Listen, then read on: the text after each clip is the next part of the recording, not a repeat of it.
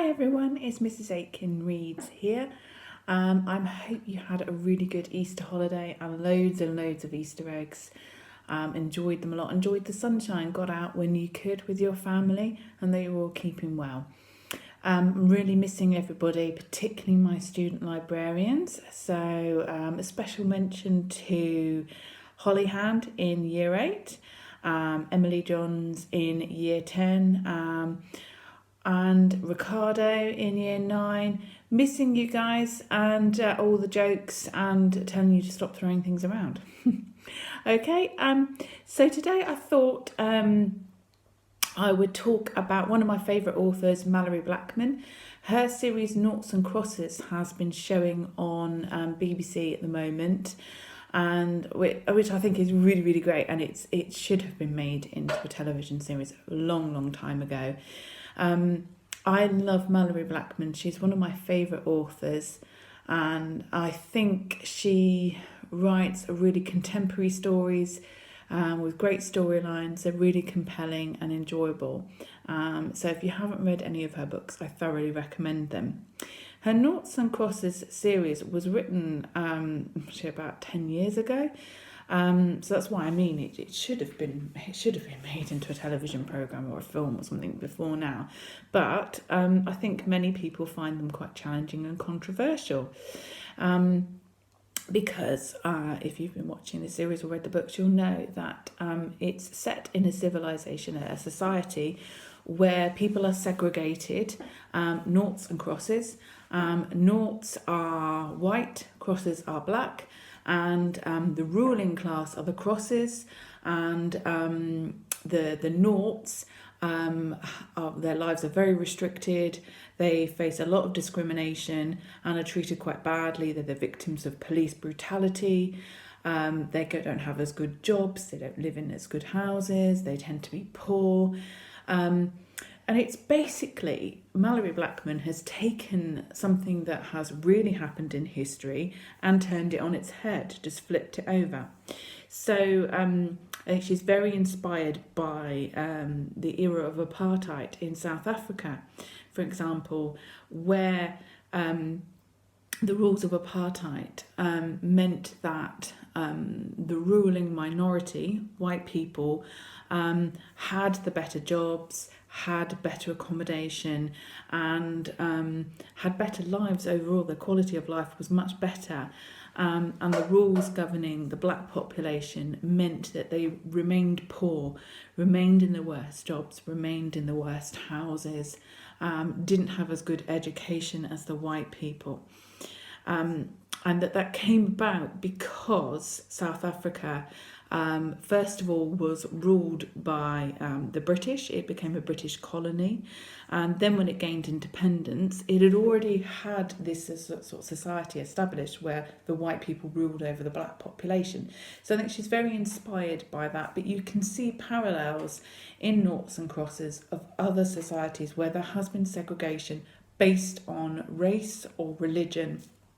So, for example, I see a lot of parallels with the Jim Crow rules and laws in the southern states of America up to the 1960s, and how society was completely divided along lines of race, what school you went to, what kind of job, where you could live, where you could sit on the bus, which water fountain you could use, and it was very similar in South Africa. But what's quite significant about South Africa, and I know a lot of people at Torquay Academy know this, is that apartheid was still in law up until the late 1980s, early 1990s. It took them a very long time to change their society. And we could say that a lot of changes still need to happen in the world too.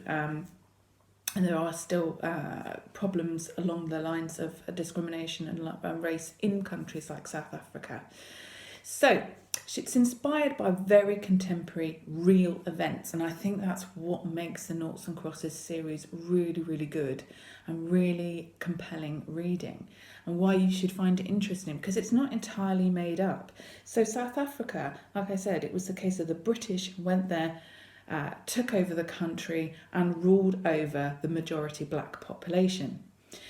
In Noughts and Crosses, it's the opposite way. they decide that the history in those books is that a force came from Africa and invaded England, which is actually called Avalon. It's kind of a made-up country, and rules over the majority white European population. So it's just flipped on its head.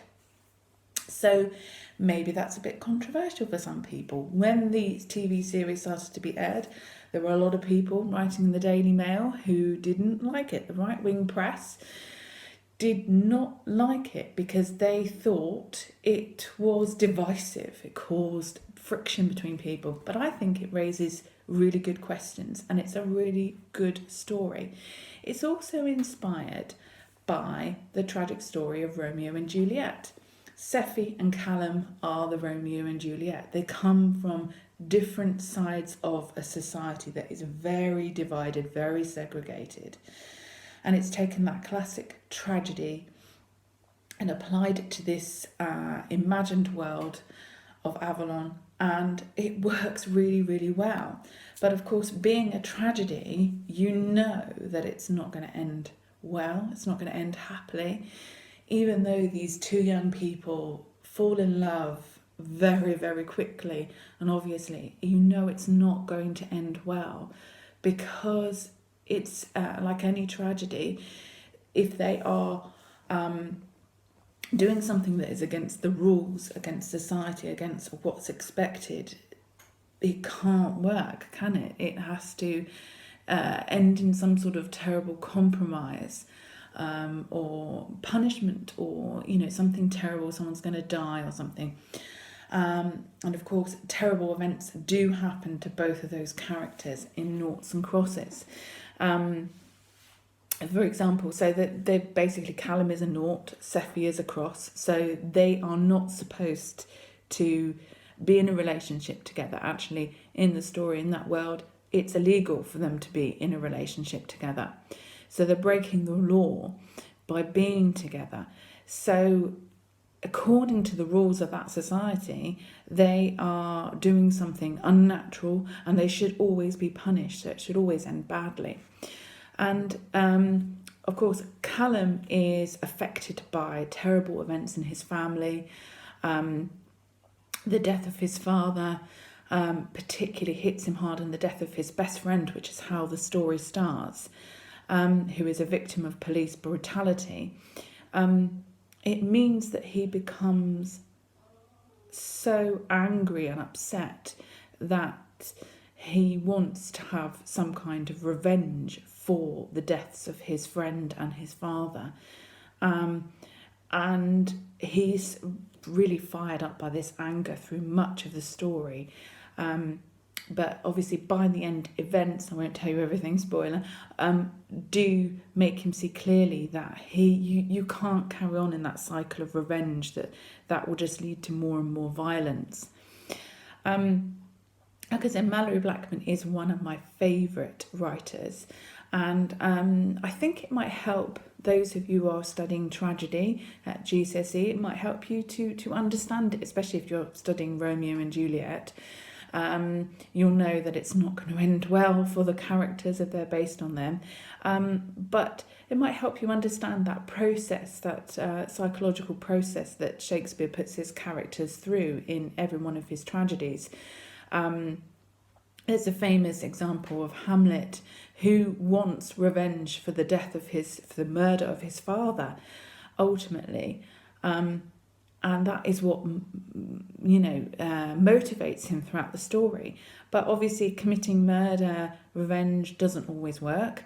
In some cases, in Macbeth, revenge is what finishes the play and sort of resolves the problems and the things that have gone wrong. The actions by Macbeth throughout the play have subverted society, have turned things up on their heads.